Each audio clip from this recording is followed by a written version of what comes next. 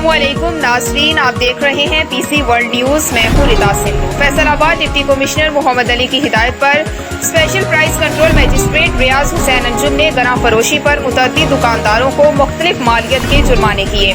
हमारे नुमाइंदा खुसूसी पाकिस्तान गुलाम दस्तगीर की तफसीलात के मुताबिक प्राइस कंट्रोल मजिस्ट्रेट ने मुख्तलिफ इलाकों में आटा, चीनी, रोटी, दूध, फल और सब्जी, गोश्त और किराने की अशिया की कीमतों को चेक किया और ओवर चार्जिंग करने वाले दुकानदारों को जुर्मानों की सजा दी।